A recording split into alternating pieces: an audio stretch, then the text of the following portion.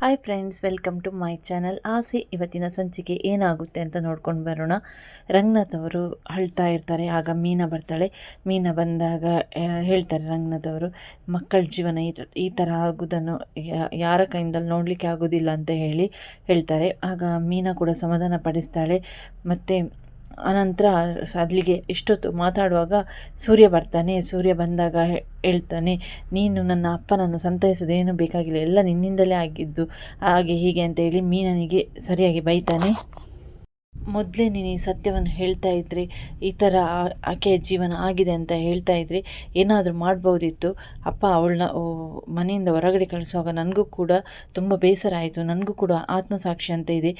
ಈ ಮೀನ ಮೊದಲೇ ಹೇಳ್ತಾ ಇದ್ದರೆ ಏನಾದರೂ ಒಂದು ಮಾಡ್ಬೋದಿತ್ತು ಅಂತ ಹೇಳಿ ಸೂರ್ಯ ಹೇಳ್ತಾನೆ.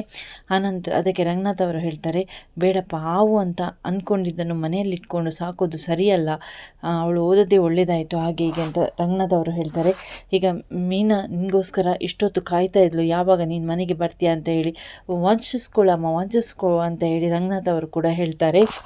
ನಂತರ ಸೂರ್ಯ ಹೇಳ್ತಾನೆ, ನನ್ನ ತಂದೆ ನೀನು ಸಮಾಧಾನ ಪಡಿಸಬೇಕಾಗಿಲ್ಲ, ಅವ್ರು ನನ್ನ ತಂದೆ ಅಂತ ಹೇಳಿ. ಅದಕ್ಕೆ ಮೀನಾ ಹೇಳ್ತಾಳೆ, ರೀ ಹಾಗೆಲ್ಲ ಮಾತಾಡಬೇಡಿ, ತಂದೆ ನಿಮಗೆ ಮಾತ್ರ ಸೀಮಿತ ಅಂತ ಹೇಳಬೇಡಿ ಅಂತ ಹೇಳ್ತಾಳೆ. ಅದಕ್ಕೆ ಸೂರ್ಯನಿಗೆ ಕೋಪ ಬರುತ್ತೆ. ನಾನು ಹಾಗೆ ಕಣೆ ಹೇಳೋದು ಅಂತ ಹೇಳಿ ಕೋಪದಿಂದಲೇ ಮೀನಾಳಿಗೆ ಬೈತಾನೆ. ವಾದಗೀದ ಮಾಡೋಕ್ಕೆ ಬಂದರೆ ಹಾಗೆ ವಾಂಚಿಸ್ಬಿಡ್ತೇನೆ ಅಂತ ಹೇಳಿ ಸೂರ್ಯ ಹೇಳ್ತಾನೆ. ಅದಕ್ಕೆ ರಂಗನಾಥ್ ಅವರು ಹೇಳ್ತಾರೆ, ವಂಚಿಸ್ಕೋ ಅಮ್ಮ, ವಂಚಿಸ್ಕೋ, ಅವನಿಗೋಸ್ಕರ ಇಷ್ಟೊತ್ತು ಕಾದಿಯೆಲ್ಲ ಬರ್ತಾನೆ ಅಂತ ಹೇಳಿ, ಇವಾಗ ನಿನಗೆ ವಂಚಿಸ್ಕೊಳ್ಬೇಕಾಗೋದೇ ಅಂತ ಹೇಳ್ತಾರೆ. ರಂಗನಾಥ್ ಅವರು ಹೇಳ್ತಾರೆ, ನೋಡಯ್ಯ ಸೂರ್ಯ, ಅವಳು ವಿಷಯ ಮುಚ್ಚಿಟ್ಟಿರ್ಬೋದು, ಆದರೆ ಮೋಸ ಮಾಡಿಲ್ಲ ಅಂತ ಹೇಳ್ತಾರೆ. ಅದಕ್ಕೆ ಸೂರ್ಯ ಹೇಳ್ತಾನೆ, ಮೋಸನೇ ಅಪ್ಪ, ನನಗೂ ಅಂತರಾತ್ಮ ಅನ್ನೋದಿದೆ. ಆ ಹೆಣ್ಣು ಮನೆಯಿಂದ ಹೊರಗಡೆ ಹೋಗುವಾಗ ನಾನು ಅನಾಥೆ ಆಗಿ ಹೋಗ್ತೀನಿ, ಬೀದಿ ಪಾಲಾಗ್ತೇನೆ ಅಂತ ಹೇಳುವಾಗ ನನಗೂ ಕೂಡ ಮನಸ್ಸಲ್ಲಿ ಏನೋ ಒಂದು ಕರುಣೆ ಬಂತು. ಈ ಮೀನ ಮೊದಲೇ ವಿಷಯ ಹೇಳ್ತಿದ್ರೆ ಏನಾದರೂ ಮಾಡ್ಬೋದಿತ್ತು, ಹಾಗೆ ಹೀಗೆ ಅಂತ ಹೇಳಿ ಸೂರ್ಯ ಹೇಳ್ತಾನೆ. ಮತ್ತೆ ಸೂರ್ಯ ಹೇಳ್ತಾನೆ, ಇವಳು ಮುಚ್ಚಿಟ್ಟಿದ್ದಕ್ಕೆ ತಾನೇ ಆ ಯಮ್ಮ ನನ್ನನ್ನು ಕೊಲೆ ಮಾಡಿಸುವಂಥ ಪ್ರಯತ್ನ ಮಾಡಿದ್ದು, ನಾನು ಮತ್ತೆ ಮನೆಗೆ ಬಂದು ಅತಿರೇಕದಿಂದ ವರ್ತನೆ ಮಾಡಿದ್ದು ಅಂತ ಹೇಳ್ತಾನೆ. ಅದಕ್ಕೆ ರಂಗನಾಥ್ ಅವರು ಹೇಳ್ತಾರೆ, ಎಲ್ಲ ದೇವರ ಆಟ ಅಪ್ಪ, ನಾವೇನೂ ಮಾಡೋಕ್ಕಾಗಲ್ಲ ಅಂತ ಹೇಳ್ತಾರೆ.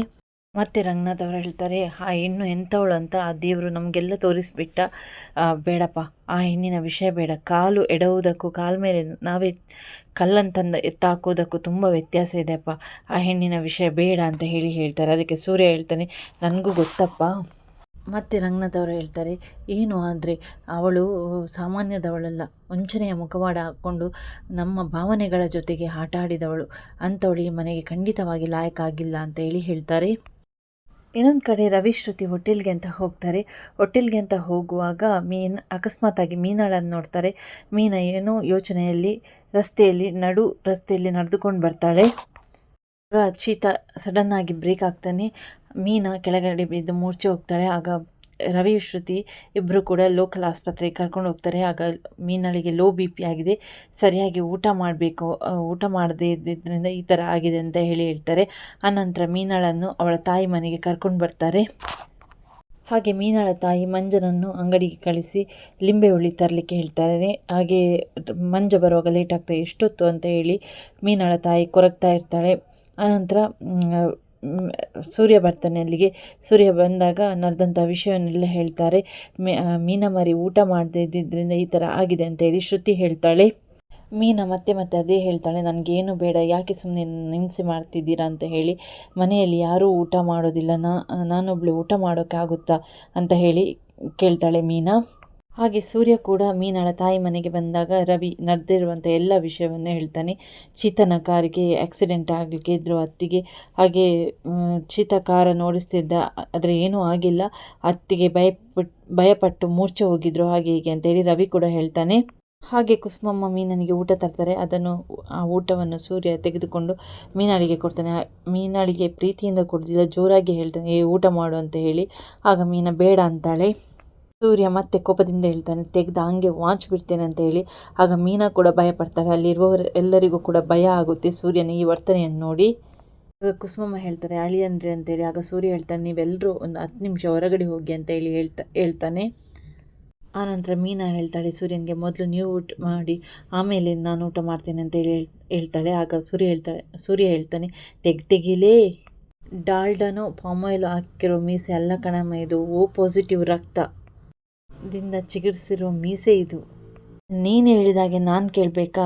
ತಿನ್ನಲ್ಲ ತಾನೇ, ಬಿಡು ಅಂತ ಹೇಳಿ ಸೂರ್ಯ ಮತ್ತೆ ಕೋಪದಿಂದ ಹೇಳ್ತಾನೆ. ಆಗ ಶ್ರುತಿ ಹೇಳ್ತಾಳೆ, ರವಿ ನೀನು ಮಾವನಿಗೆ ಫೋನ್ ಮಾಡು, ಅವರೇ ಇದಕ್ಕೆಲ್ಲ ಸರಿ ಅಂತ ಹೇಳಿ ಹೇಳ್ತಾಳೆ. ಆಗ ರವಿ ಕೂಡ ಫೋನನ್ನು ಎತ್ಕೊಂಡು ರಂಗನಾಥ್ ಅವರಿಗೆ ಫೋನ್ ಮಾಡ್ತಾನೆ. ಆನಂತರ ಕುಸುಮಮ್ಮ ಹೇಳ್ತಾರೆ, ಅಳಿಯಂದರೆ ಇಷ್ಟೊಂದು ಕೋಪ ಒಳ್ಳೇದಲ್ಲ ಅಂತೇಳಿ. ಆಗ ಸೂರ್ಯ ಹೇಳ್ತಾನೆ, ಅವನ ಮದುವೆ ವಿಷಯ ತೆಗಿತಾನೆ. ಈ ಥರ ದಾರಿಗೆ ಈ ಥರ ಇಷ್ಟೊತ್ತಿಗೆ ಈ BP ಮೆಷಿನ್ಗೆ ನನಗೆ ತಾಳಿ ಕಟ್ಟಿಸಿದ್ದೀರಾ ಅಂತ ಹೇಳ್ತಾನೆ. ಅದು ಕೂಡ ನನಗೆ ಇವಳಿಗೆ ತಾಳಿ ಕಟ್ಟಿದ್ದು ಬಲವಂತವಾಗಿ, ಕೋಪಗಳು ಏರದೇ ಇರುತ್ತೆ ಅಂತೇಳಿ ಸೂರ್ಯ ಕೇಳ್ತಾನೆ ಕುಸುಮಮ್ಮನ ಹತ್ರ. ನೋಡಿ ಬುದ್ಧಿ ಹೇಳಿ ಇವಳಿಗೆ, ಬುದ್ಧಿ ಹೇಳಿ ಅಂತ ಹೇಳ್ತಾನೆ. ನೋಡಿ ಮುಖ ಹೆಂಗೆ ಮಾಡ್ಕೊಂಡಿದ್ದಾಳೆ, ಚೇರ್ ತಗೊಂಡು ಹಾಗೆ ಮುಖಕ್ಕೆ ಹೊಡೆದು ಬಿಡ್ತೇನೆ ಅಂತ ಹೇಳಿ ಸೂರ್ಯ ಮತ್ತೆ ಕೋಪದಿಂದ ಮೀನಾಳಿಗೆ ಬೈತಾನೆ. ಇತ್ತ ರೋಹಿಣಿ ಆಶ್ರಯಕ್ಕಾಗಿ ವಿಶಾಲಾಕ್ಷಿ ಮನೆಯಲ್ಲಿ ಇರ್ತಾಳೆ. ವಿಶಾಲಾಕ್ಷಿ ಮನೆಯಿಂದ ಬೆಳಿಗ್ಗೆ ಎದ್ದು ಬರ್ತಾಳೆ. ಅನಂತರ ವಿಶಾಲಾಕ್ಷಿ ನೋಡ್ತಾಳೆ ಅವಳನ್ನು. ಓ ಬಾಕಂದ, ನಿದ್ದೆ ಎಲ್ಲ ಚೆನ್ನಾಗಿ ಬಂತ ಅಂತೇಳಿ ಕೇಳ್ತಾಳೆ. ಹಾಂ ಆಂಟಿ, ನಿದ್ದೆ ಚೆನ್ನಾಗಿ ಬಂತು. ಈ ಆಲೋಚನೆಗೆಲ್ಲ ನಿದ್ದೆ ಬರುತ್ತೋ ಇಲ್ವೋ ಅಂತ ಅಂದ್ಕೊಂಡಿದ್ದೆ, ಆದರೆ ನಿದ್ದೆ ನನಗೆ ಚೆನ್ನಾಗಿ ಬಂತು ಅಂತ ಹೇಳಿ ರೋಹಿಣಿ ಹೇಳ್ತಾಳೆ. ಅದಕ್ಕೆ ವಿಶಾಲಾಕ್ಷಿ ಹೇಳ್ತಾಳೆ, ಅದೆಲ್ಲ ಮನಸ್ಸಿಗಷ್ಟೇ, ದೇಹ ನಾವು ಹೇಳಿದಾಗೆ ಕೇಳಲ್ಲ. ಹಸಿವಾದಾಗ ಊಟ ಮಾಡಲೇಬೇಕು. ಎಷ್ಟು ಆಲೋಚನೆಗಳು ಇರಲಿ, ಏನೇ ಇರಲಿ, ಹಸಿವಾದಾಗ ಹೊಟ್ಟೆ ಚುರುಗುಡ್ತಾನೇ ಇರುತ್ತೆ ಅಂತ ಹೇಳ್ತಾಳೆ. ಮತ್ತೆ ವಿಶಾಲಾಕ್ಷಿ ಕೇಳ್ತಾಳೆ, ಸರಿ ಮುಂದೆ ಅಂತ ಹೇಳಿ. ಅದಕ್ಕೆ ರೋಹಿಣಿ ಹೇಳ್ತಾಳೆ, ಇದಕ್ಕೆಲ್ಲ ಕಾರಣ ಸೂರ್ಯ ಮತ್ತು ಮೀನಾ, ಅವರ ಮೇಲೆ ತೀರಿಸ್ಕೊಳ್ಳಲೇಬೇಕು ಆಂಟಿ, ಮತ್ತೆ ನಾನು ಮನೋಜ್ ಜೊತೆ ಬಾಳಲೇಬೇಕು ಅಂತ ಹೇಳ್ತಾಳೆ. ಮತ್ತೆ ವಿಶಾಲಾಕ್ಷಿ ಹೇಳ್ತಾಳೆ, ಆ ಮೀನಾ ಹೊರಗಿನವರಿಗೆ ಮಾತ್ರ ಶತ್ರು ಅಲ್ಲ, ಮನೆ ಒಳಗಿನವರಿಗೂ ಶತ್ರು. ಇರಲಿ ಬಿಡು, ಏನು ಬೇಕಾದರೂ ಮಾಡು, ಆದರೆ ನಾನು ಮಾತ್ರ ನಿನ್ನ ಬೆಂಬಲಕ್ಕೆ ಯಾವತ್ತೂ ಇರ್ತೀನಿ ಅಂತ ಹೇಳ್ತಾಳೆ. ಅಂದಾಗೆ ಇನ್ನೊಂದು ವಿಷಯ, ನೀನು ಇಲ್ಲಿರೋದು ನಿನ್ನ ಅತ್ತೆಗೆ ಗೊತ್ತಿಲ್ಲ, ಗೊತ್ತಾದರೆ ಅಂತ ಕೇಳ್ತಾಳೆ ವಿಶಾಲಾಕ್ಷಿ. ಅದಕ್ಕೆ ರೋಹಿಣಿ ಹೇಳ್ತಾಳೆ, ನನ್ನನ್ನು ಮನೆ ಬಿಟ್ಟು ಹೋಗು ಅಂತಿದ್ದೀರಾ ಅಂತೇಳಿ. ಅದಕ್ಕೆ ವಿಶಾಲಾಕ್ಷಿ ಹೇಳ್ತಾಳೆ, ಚೆ ಹಾಗೆಲ್ಲ ಹೇಳ್ತಾ ಇಲ್ಲ, ನೀನೇನಾದರೂ ಇಲ್ಲಿದ್ದರೆ ನಿನ್ನ ಸವಾಲು ನೆರವೇರಲ್ಲ. ನಂದು ಇನ್ನೊಂದು ಮನೆ ಇದೆ, ಅದು ನಿನ್ನ ಗಂಡನ ಮನೆ ಹತ್ತಿರವೇ ಇದೆ. ಅಲ್ಲಿ ಏನಾಗಬೇಕು ಅಂತ ನಿನಗೆ ತಿಳ್ಕೊಬೇಕಾ ಅನ್ನೋದು ಇರುತ್ತೆ ಅಲ್ವಾ. ಹಾಗಾಗಿ ನೀನು ಆ ಮನೆಯಲ್ಲಿ ಇದ್ಕೊಂಡು ನಿನಗೆ ಏನು ಮಾಡಬೇಕು ಅಂತ ಅನಿಸುತ್ತೋ ಅದನ್ನೆಲ್ಲ ಮಾಡಿಬಿಡು ಅಂತ ವಿಶಾಲಾಕ್ಷಿ ಹೇಳ್ತಾಳೆ. ಅದಕ್ಕೆ ರೋಹಿಣಿ ಹೇಳ್ತಾಳೆ, ಸರಿ ಆಂಟಿ, ನೀವು ಏನೇ ಮಾಡಿದರೂ ನನ್ನ ಒಳ್ಳೇದಕ್ಕೂ ಅಂತ ನಂಬಿದ್ದೇನೆ. ನೀವು ಆ ಮನೆಯನ್ನು ತೋರಿಸಿ ನಾನು ಅಲ್ಲಿಗೆ ಹೋಗ್ತೇನೆ ಅಂತ ಹೇಳ್ತಾಳೆ. ಅದಕ್ಕೆ ವಿಶಾಲಾಕ್ಷಿ ಕೂಡ ಸರಿ ಆಯಿತು, ಒಳ್ಳೇದು ಅಂತ ಹೇಳ್ತಾಳೆ.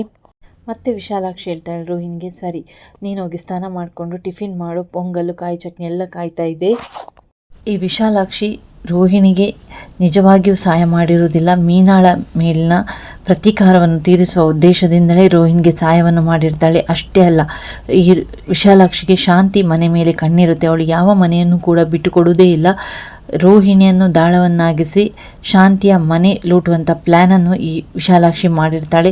ಮುಂದೇನಾಗುತ್ತೆ ಈ ಸೀರಿಯಲ್? ರೋಹಿಣಿ ಮತ್ತೆ ಮನೆಗೆ ಬರ್ತಾಳ? ಶಾಂತಿಯ ಮನೆ ವಿಶಾಲಾಕ್ಷಿಯ ಪಾಲಾಗುತ್ತಾ? ಮುಂದೆ ಕಾದು ನೋಡಬೇಕು. ವೀಕ್ಷಕರೇ, ಈ ಸಂಚಿಕೆ ನಿಮಗೇನಾದರೂ ಇಷ್ಟ ಆದರೆ ಲೈಕ್ ಮಾಡಿ, ಶೇರ್ ಮಾಡಿ, ಹಾಗೆ ಸಬ್ಸ್ಕ್ರೈಬ್ ಮಾಡದೆ ನೋಡ್ತಿದ್ದೀರಾದರೆ ದಯವಿಟ್ಟು ಸಬ್ಸ್ಕ್ರೈಬ್ ಮಾಡಿಕೊಂಡು ವಿಡಿಯೋ ನೋಡಿ. ಮತ್ತೊಂದು ಹೊಸದಾದ ಅಪ್ಡೇಟ್ ಒಂದಿಗೆ ನಾನು ನಿಮ್ಮನ್ನು ಭೇಟಿ ಆಗ್ತೇನೆ. Thanks for watching.